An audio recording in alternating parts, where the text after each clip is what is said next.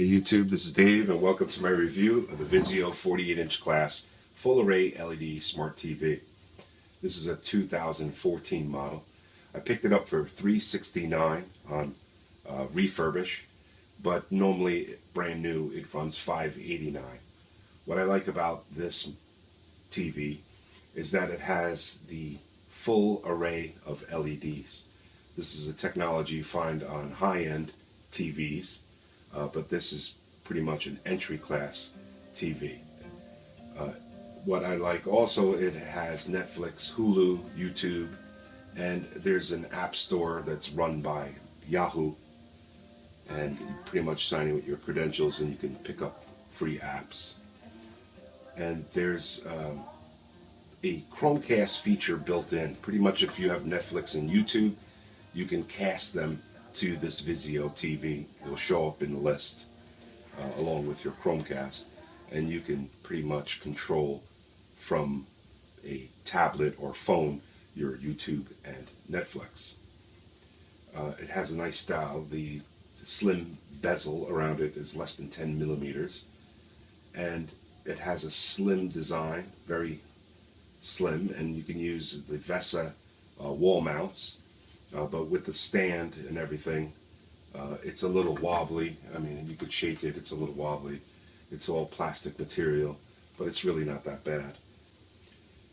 But the picture quality is pretty awesome. Basically, on your remote, if you hit the input, you can hook up your MacBook Pro via a mini display.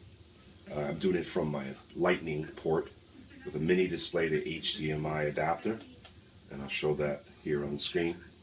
And you can hit input, and then you can pretty much even bring up your Chromecast connected to one of the HDMIs, and you also have TV component cables, and then I have an Apple TV hooked up here as well, and they look pretty good.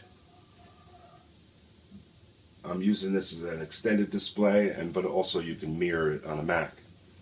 You can run your audio through HDMI, or you can just keep the audio on your MacBook Pro in your internal speakers, and that works fine too. It has an app store, a dedicated app store button, and basically when you use the remote you have to aim it in the lower left corner of the TV. That's the only downside. It's kind of a weak remote. But they have a bunch of apps here, like YouTube, and you can pretty much go into the App Store, and it's Wi-Fi connected, or you can use an Ethernet cable, and you have a whole bunch of apps that you can pretty much get for free. Like I said, it's run through Yahoo, and I'll just show you some of the apps that you can use.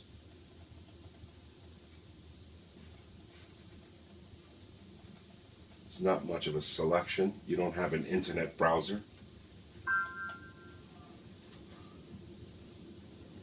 Now, as far as settings goes, there's a menu button on the remote, and basically you can name your HDMIs, and you can play with the picture quality, and they also have different calibrated formats that you can use, like computer, standard, calibrated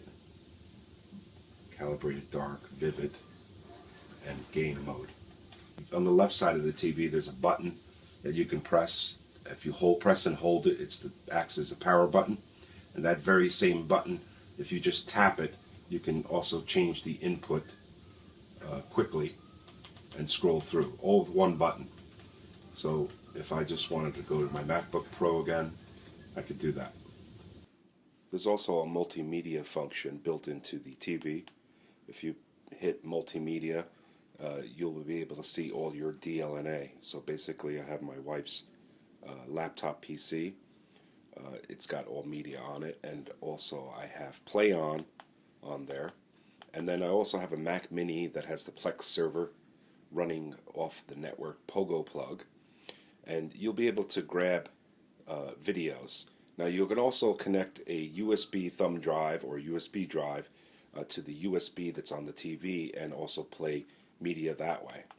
So basically, if we did video on my Plex server, and I go to video, I'll go to movies, and then I can go to all movies, basically, and let's say we play Anchorman. It's an AVI. Now, I'm not quite sure what formats it uses, but like I said, it's slower than usual, but it is what it is. You get good quality. And this is all over the network.